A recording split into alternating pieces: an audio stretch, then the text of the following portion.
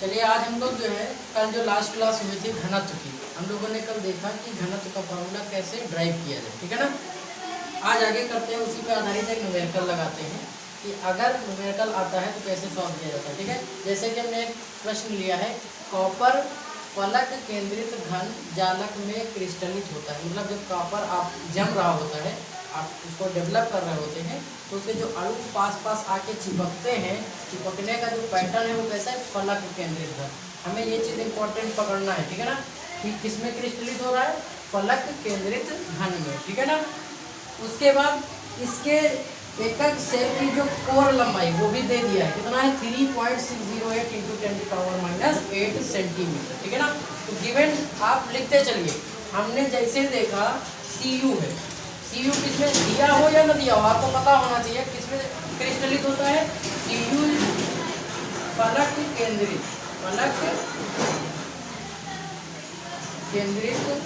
होता है, ठीक है ना।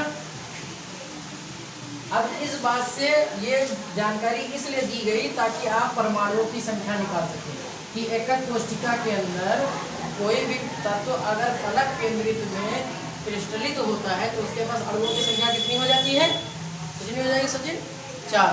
कितनी हो जाएगी, 4 फलक केंद्रित में, 3 फलक की वजह से और 1 कोने की वजह से, तो टोटल हमें ये कितना लेना होगा, 4। ये जो क्लू दिया था वो इसीलिए दिया था, ठीक है ना, कि फलक केंद्रित तो 4 लेना है। अगर कहता बॉडी सेंटर्ड है ना तो 2 लेना है। अगर कहता सिंपल क्यूबिक तो फिर 1 लेना है। इसलिए ये बात कही गई थी आपकी, ठीक है ना। इसके बाद एकक कोशिका की कोर दी गई है, क्या दी गई है, कोर, है ना।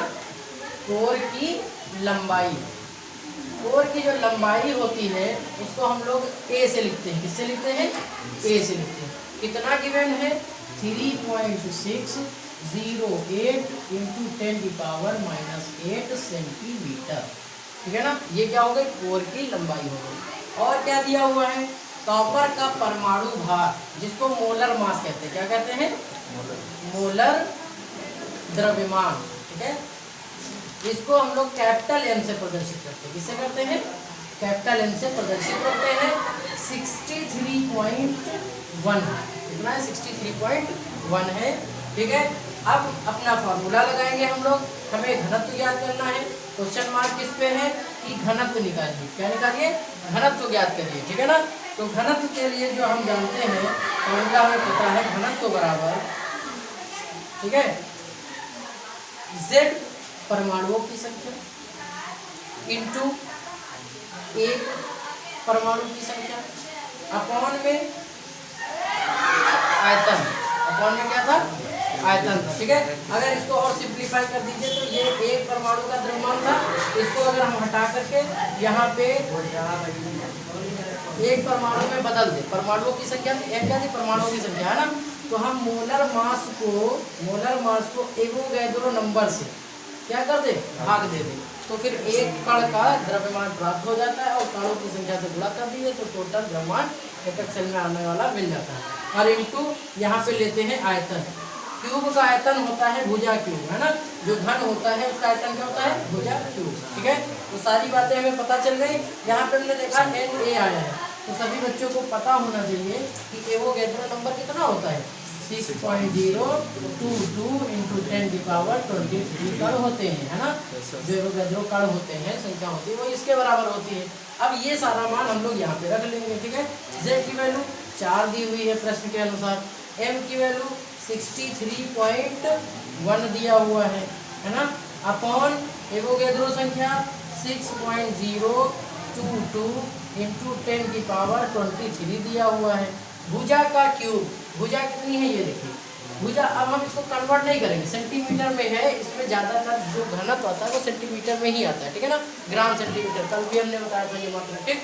तो इसको हम क्या करेंगे, एज इट इज रख देंगे, 3.608 इंटू 10⁻⁻8, और इस पर क्या लगा है, क्यूब लगा है, इसको क्या कर देंगे, क्यूब कर देंगे, ठीक है। अब यहाँ पे थोड़ा सा कैलकुलेशन है, ये आपको करना पड़ेगा, ठीक है। 3 बार इसका गुणा करिए, फिर उसके साथ इसका गुणा करिए, ऊपर इसका गुणा करिए और डिवाइड कर लीजिए, ठीक है ना। तो जब आप ऐसा करेंगे तो आपको जो घनत्व प्राप्त होगा इसका, ठीक है, वो आपका आ जाएगा 8.9 8.92 ग्राम पर सेंटीमीटर क्यूब। अभी हमने बताया हमने उसको चेंज नहीं किया है, इसलिए आंसर किस में रहेगा, पर सेंटीमीटर क्यूब में रहेगा। ठीक है ना। तो इस प्रकार से इसके न्यूमेरिकल लगाए जाएंगे। ठीक है।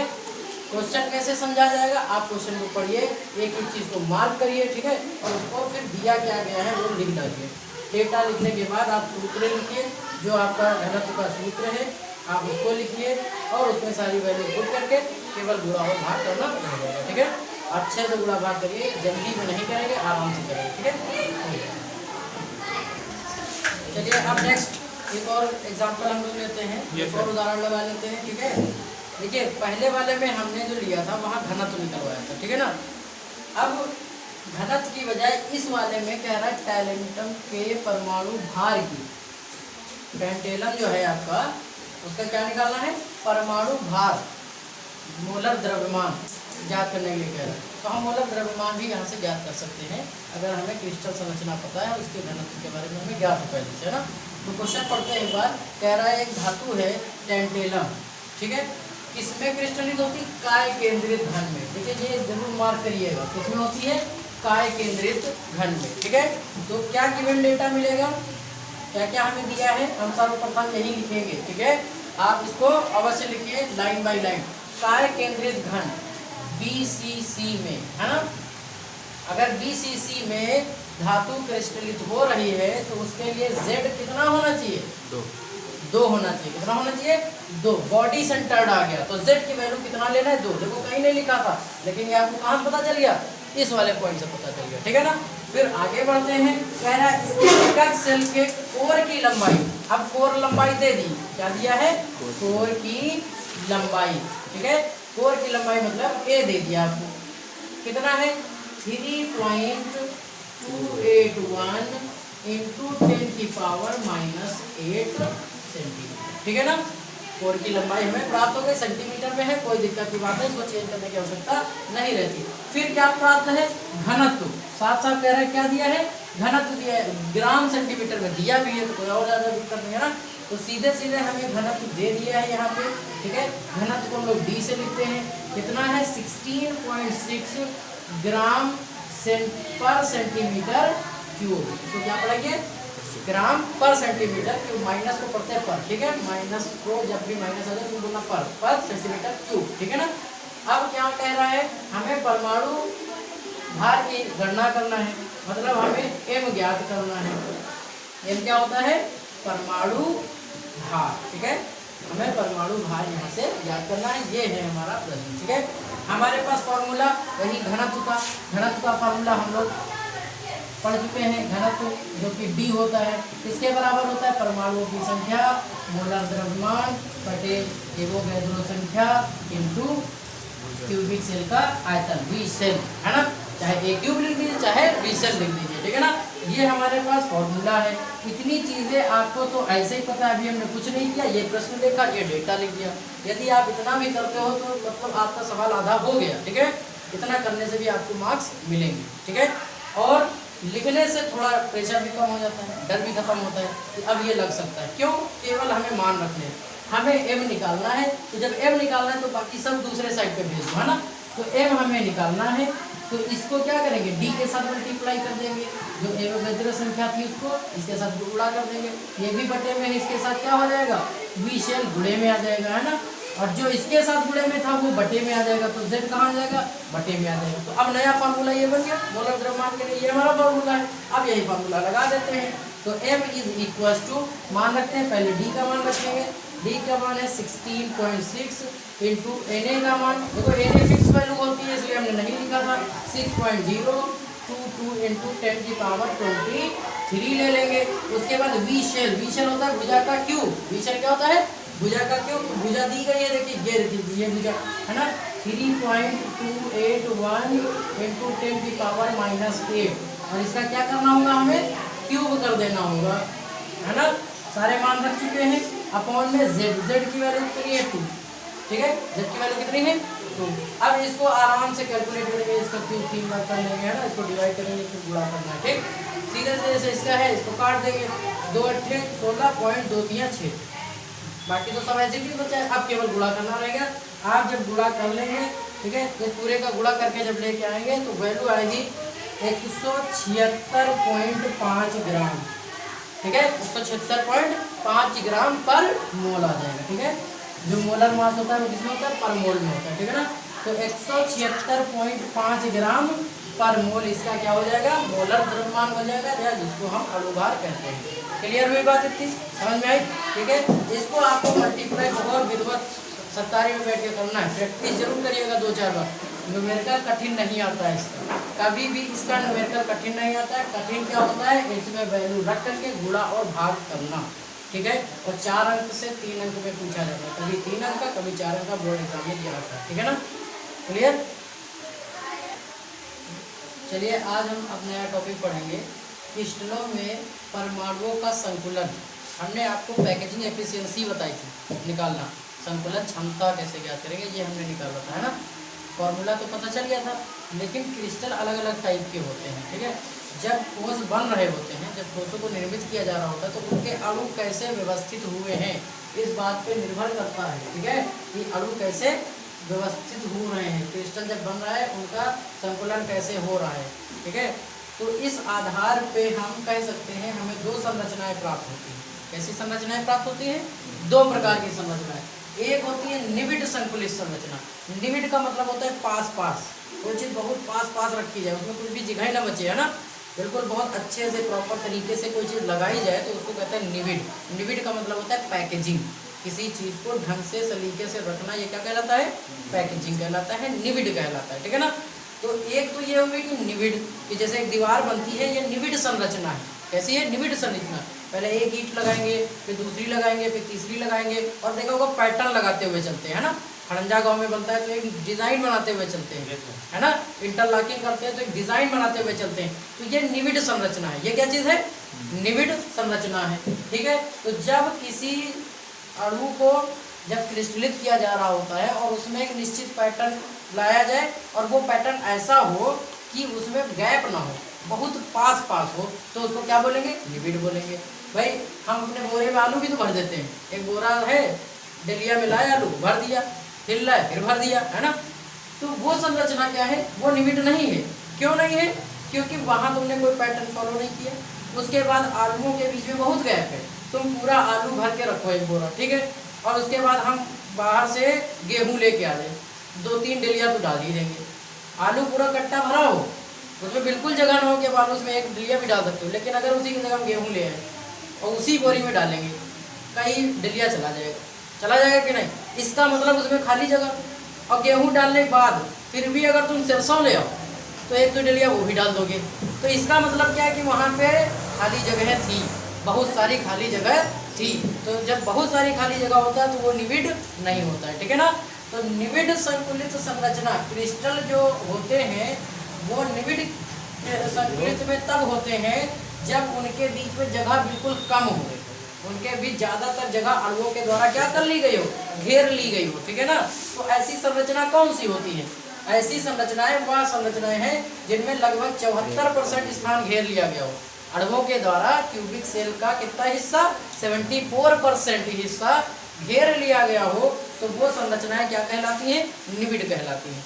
उसमें 2 आते हैं, एक का नाम रखा गया घन निविड संकुलित संरचना। घन निविड संकुलित संरचना, जिसको शॉर्ट फॉर्म में CCP भी बोलेंगे, ठीक है, या cubic close packed structure, cubic closed packed structure, CCP, ठीक है। या दूसरा तरीका हो सकता है षटकोणीय निविड संकुलित संरचना, HCP। षटकोणी को हेक्सागोनल बोलते हैं, क्या बोलते हैं, हेक्सागोनल, इसलिए हेक्सागोनल क्लोज्ड पैक्ड स्ट्रक्चर हो जाएगा। तो ये दोनों कौन सी संरचनाएं हैं, निविड संरचनाएं हैं। क्यों निविड है, क्योंकि इनके अंदर 74% स्थान अणुओं के द्वारा घेर लिया जाता है। और हमने जब वर्गीकरण किया था क्रिस्टल में, तो हमने बताया था कि 74% स्थान किसमें घेरा जाता है, जो फेस सेंटर्ड होते हैं, जिनमें अणु सबसे ज़्यादा आ जाए। तो सबसे ज़्यादा अणु फेस सेंटर्ड में आ रहे थे, तो उसी फेस सेंटर्ड वाली जो इकाई है वो हमारी निविड के अंतर्गत आती है। और इसके 2 रूप हो सकते हैं, या तो ये घन निविड में होगी या तो ये षटकोणी निविड में होगी। इनमें अगर अणुओं की संख्या की बात करें तो 4 होती है। कितनी होती है, 4। तो आपको कुछ क्वेश्चन में CCP लिख देगा। अब सोचोगे CCP तो सर जी पढ़ाए नहीं थे, अणुओं की संख्या क्या लीजिए भाई, आप तो FCC पढ़े हो, फेस सेंटर्ड, तो आज हमने बता दिया जो FCC होता है 74% स्थान FCC घेरता है, और ये वाले भी 74% ही स्थान घेरते हैं। इसका मतलब जो नंबर FCC का है वही नंबर CCP का भी है और वही नंबर HCP का भी है। तो चाहे HCP दे दे, चाहे CCP दे दे और चाहे FCC दे दे, जेड की वैल्यू कितनी लेनी है, 4 लेनी है। जेड की वैल्यू हमेशा 4 रहेगी, जो कि मोस्ट इंपॉर्टेंट है। न्यूमेरिकल अगर बहुत घुमाएगा तो ये दे देगा, CCP दे देगा, HCP देगा, तो क्योंकि HCP कौन सी सेल है ना, तो कोई सेल वेल नहीं, उसका 74% अंश जब भर दिया जाता है, ऐसा क्रिस्टल जिसका 74% अणुओं द्वारा घेर लिया जाए स्थान, समझ लेना वो क्या हो गया है, FCC बन गया है, ठीक है, CCP बन गया, SCP बन गया है, ठीक है। इसके बाद जो और दो रह गए, बॉडी सेंटर्ड वाला रह गया जिसमें अणुओं की संख्या 2 होती है, और एक सिंपल क्यूबिक होता है जिसमें अणुओं की संख्या एक सेल में एक ही आती है। तो उसमें देखा जाए तो इसका अगर जो सरल घन होता है SCC होता है, उसमें 52% अंश केवल घिरा हुआ होता है और 48% तो खाली स्थान होता है। 48% क्या खाली, तो ये निविड नहीं कहलाएगा क्योंकि इसमें बहुत जगह खाली है ना, तो ये भी निविड नहीं है। इसके अंदर देखा 68% स्थान तो भरा हुआ होता है, ठीक है, लेकिन 32% स्थान खाली पड़ा होता है, तो इसमें भी स्थान खाली बहुत है, इसलिए ये भी निविड नहीं है। जिनमें स्थान खाली ज़्यादा है वो निविड नहीं हो सकता। इसका मतलब ये दोनों संरचनाएं अगर दी गई, आपसे पूछ ले ये निविड संरचना है कि नहीं, तो आप जो सिंपल वाला होगा और जो बॉडी सेंटर होगा ये दोनों निविड नहीं होते। केवल कौन निविड होता है, FCC, SCP, CCP होता है, ठीक है ना। क्लियर है इतनी बात, ये बहुत क्लियर कट डिफरेंस पता होना चाहिए, ठीक है ना, इसमें कंफ्यूज नहीं होना कौन निविड है और कौन सा निविड नहीं है, ठीक है। जब आपको सूत्र लिखने का आएगा तो वहाँ ये पहचानना होगा कि ये निविड संरचना है और ये निविड संरचना नहीं है, ऐसे साफ साफ वहाँ पे कहेगा, ठीक है। उस समय इसके आधार पर हम लोग सूत्र बनाएंगे कि किसी क्रिस्टल का जो आयनिक क्रिस्टल है उसका सूत्र कैसे लिखा जाए, तो वहाँ पे इस कंसेप्ट का हमें जरूरत पड़ेगा, ठीक है ना, कि ये क्रिस्टल किसमें निविड होता है कि नहीं होता है, निविड है कि नहीं है, ठीक है ना। और निविड हो रहा है, अगर निविड है तो निविड में 2 टाइप होते हैं, निविड में 2 टाइप होते हैं, एक कौन सा है, षटकोणीय है, और एक कौन है, घन है, ठीक है, घन निविड संकुलित और एक षटकोणीय निविड संकुलित, ठीक है, इन दोनों में भी अंतर है, ठीक है। इसके आधार पे संरचनाएं जो उनके फार्मूले होंगे वो थोड़ा सा क्या हो जाता है, परिवर्तित हो जाते हैं, ठीक है ना। ओके, ठीक है।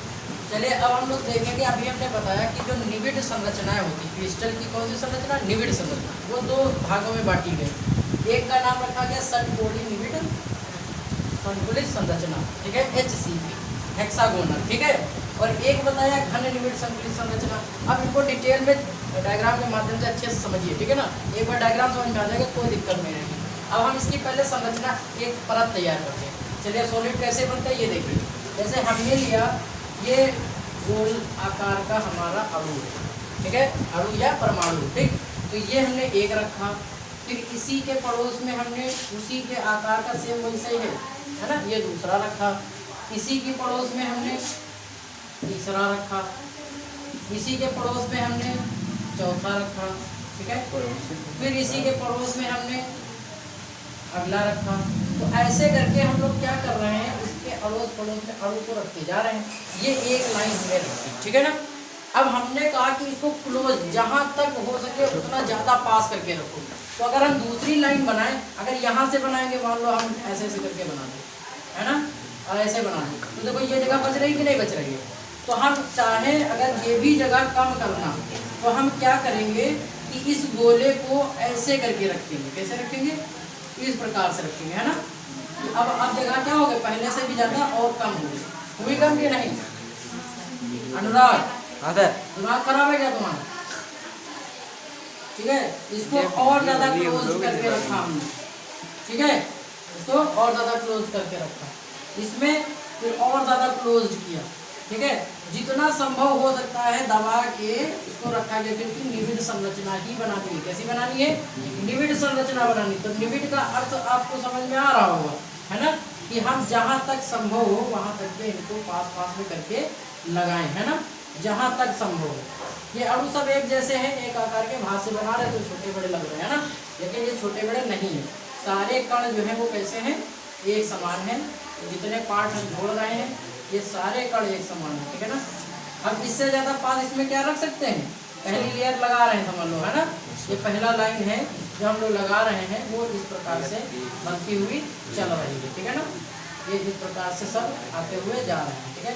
ये इधर भी इसको बढ़ा सकते हैं हम लोग ऐसे करके, ठीक है, क्लियर। तो अगर इसमें किसी एक अणु का, इसका नाम षटकोणी क्यों पड़ा, इंपॉर्टेंट चीज यही है। अगर ये शब्द पता चल गया तो काम हो गया।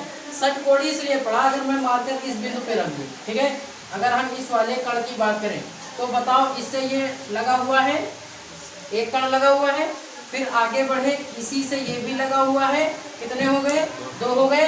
क्या इसी से ये भी लगा हुआ है, 3 हो गए, भाई गिनती भी लिख लो, 1 हो गया, ये 2 हो गया, ये 3 हो गया।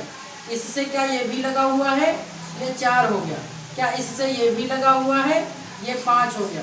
क्या इससे ये भी लगा हुआ है, 6 हो गया। तो कितने हो गए, 6 हो गए। 6 को षट बोलेंगे, है ना, 6 को षट भी बोलते हैं, ठीक है। तो 1 2 3 4, एक अणु कितने अन्य अणुओं से जुड़ा हुआ है, 6 अन्य अणुओं से जुड़ा हुआ है। इससे ज्यादा कॉम्पैक्ट हम नहीं कर सकते, है ना। बहुत पास होने पे ये संरचना प्राप्त हुई, इसलिए इसका नाम षटकोणी निविड रखा गया। कैसा निविड, षटकोणी निविड रखा गया, ठीक है ना। अब ये तो हमने एक लेयर रखी, अब ऐसे ही बॉल बना के, जैसे हमने तुमसे कहा था ना, बॉल लेके आना, अब ये सारे बॉल ऐसे चिपका देते सब ग्लू लगा के, और फिर दूसरी बॉल की लेयर भी ऐसे बनाते, और वो लेयर लाके इस पे रखते हैं, है ना। अब इस पे जब रखते हैं तो एक तो ये था कि इसके केंद्रक के सिद्धांत पे इसका केंद्रक है, एक था कि इसका केंद्रक इस गैप के सिद्धांत पे है। तो केंद्रक के सिद्धांत पे केंद्रक रखेंगे तो फिर जगह तो बच जाएगी बीच में खाली जगह, तो कैसे रखना होगा, किसका कैसे, गैप में, जैसे इनको गैप गैप में लगाया था वैसे अब लेयर भी गैप गैप करके लगाई, है ना। तो ये लेयर मान लो, इसका नाम हमने रखा ए लेयर। क्या नाम रखा है इस लेयर को, ये वाली जो तुमने परत बनाई है ये बना दी ए लेयर, है ना। अब इसी के ऊपर, ये बात समझ गए, इसको रफ कर दे हम, ये नंबर हटा देते हैं, ठीक है, ये समझाने के लिए था, ठीक है। अब आप ये समझ चुके हैं, ये ए लेयर आप बनाएंगे अपनी कॉपी में, ठीक है ना। और दूसरी लेयर जो बी है, ठीक है। अब दूसरा चित्र समझ लीजिए, अब जो हम बनाने जा रहे हैं हम इसी चित्र में बना रहे हैं, लेकिन आप क्या करेंगे, दूसरा चित्र बनाएंगे। पहले ये लेयर फिर नीचे बनाएंगे और उसके ऊपर दूसरी बनाएंगे ना।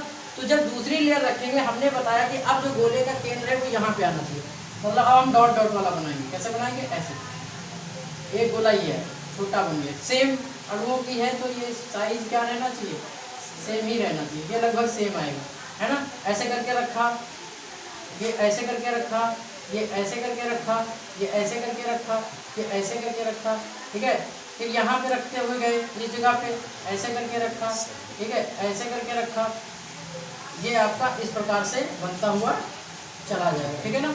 तो इसमें जब दूसरी लेयर जैसे ही तुम रखोगे तो देखोगे जैसे ये 1 2 3 4 6 जो बॉल रखे थे उनकी वजह से जो कैविटी जनरेट हुई थी, 1 2 3 4 5, इसकी केवल 3 जो खाली जगह हैं, गोले केवल 3 जगह को कवर कर सकते हैं। एक बार में कितने कवर करेंगे, केवल 3 कर सकते हैं, ठीक है। 3 गोलों को एक बार अगली लेयर जब रखोगे तो उसके साथ जो गोलों का अटैचमेंट होगा कितने का होगा, 3 का। पहली लेयर में कितने थे, 6। दूसरी लेयर जब तुमने बी वाली इसी पे लगा दी तो कितने अटैचमेंट हुए, 3। पहले में 6, दूसरे में 3, ठीक है। तो जैसे जैसे लेयर तुम बढ़ाते चले जाओगे, ए रखा फिर बी रखा, फिर ए रखा फिर बी रखा, फिर ए रखा फिर बी रखा, ऐसे करके सॉलिड निर्मित होता चला जाएगा, है ना। तो इनमें संख्याएं क्या रही, केवल 3 गोले ही आपस में अटैच होंगे। ए से बी लेयर के बीच में अगर हम पूछे कि गोलों के जो कनेक्शन है कितने हैं, मात्र 3 है, ठीक है ना। तो ऐसी संरचना को हम लोग क्या बोला करेंगे, षटकोणी निविड संतुलन संरचना बोला करेंगे, ठीक है। समझ गए इस बात को। घन निविड की तरफ चलते हैं, ठीक है ना। घन निविड में क्या होता है कि इसमें हम एक जो है तीसरी भी लेयर ले आते हैं, जैसे यहाँ ए रख रहे थे, बी रख रहे थे, ठीक है ना। यहाँ क्या लाएंगे, तीसरी लाएंगे, ठीक है। जैसे एक लेयर ऐसे करके लगाया था इसमें, ठीक है। अब इसी के ऊपर, अब ये चित्र थोड़ा सा कठिन है, ठीक है ना, इसका चित्र बनाना ये ऊपर ऊपर जाके बन रहा है ऐसे, ठीक है ना, ऐसे, ठीक है। इसमें 3 टाइप के लेयर यूज हुई, ठीक है ना। एक लेयर ए यूज हुई, मान लो ये लेयर ए थी, ये पूरी परत है, जैसे हमने एक सीट समझाई थी तो पूरी सीट रख दी, जैसे ईटा था ना, एक चट्टा लगा दिया, फिर ऊपर लाइन फिर दूसरी लगती है, ये कुछ वैसे अब रखे गए ऐसे करके, है ना। ये ए लेयर लगाई गई, ये वाली बी लेयर लगाएंगे, ये वाली सी लेयर लगाएंगे, ये वाली फिर ए लेयर लगाएंगे, देखो ये वाली आ गई, बात समझ में आई कि नहीं। तो जब इस प्रकार से व्यवस्था की जाती है ए के ऊपर बी, बी के ऊपर सी, ठीक है ना, तो ये जो सी है ये ए के सिद्धांत पे नहीं होता है, ये सी वाला ए के सिद्धांत पे नहीं होता है। तो इस प्रकार की जो संरचना होती है इसको हम लोग घन निविड़ संतुलित संरचना कहते हैं। क्या बोलते हैं? घन निविड़ संतुलित संरचना। और इसका पैटर्न क्या होता है? ए बी सी, उसके बाद रिपीट करता है A B C, A B सी। आई बात समझ में? तो ये थोड़ा सा इन दोनों के संरचनाओं में अंतर है, ठीक है ना। इसमें क्या होता है, ए के ऊपर बी होता है, ए बी आपस में रिपीट नहीं करते हैं, 3 जगह कवर हो सकती है, मैक्सिमम 3 अणु कवर होते हैं, जबकि 3 छूट जाते हैं, ठीक है ना। तो इसलिए जब फिर से अगला ए रख देते हैं तो फिर नई लेयर बन जाती है, ए बी करके बनता चला जाता है। इसमें क्या होता है, A B C, A B C, A B C करके रिपीट करता है, क्लियर। इसलिए इसका नाम क्या होता है? घन। ए बी सी का मतलब तीनों डायरेक्शन आ गए, ए मान लो लंबाई हो गई, बी चौड़ाई हो गई, और सी क्या हो गई? ऊंचाई हो गई। तो घन किसको बोलते हैं? घन बोलते हैं जिसमें तीनों भुजाएं हैं, लंबाई, चौड़ाई और ऊंचाई, तीनों विमाएं जब आ जाए तो इसमें 3 विमा है ना, तो ये क्या बन जा रहा है? घन निविड़ संतुलित। इसमें अणु कितने कांटेक्ट में आ रहे हैं? 6, इसलिए इसका नाम क्या है? षटकोणीय, ठीक है।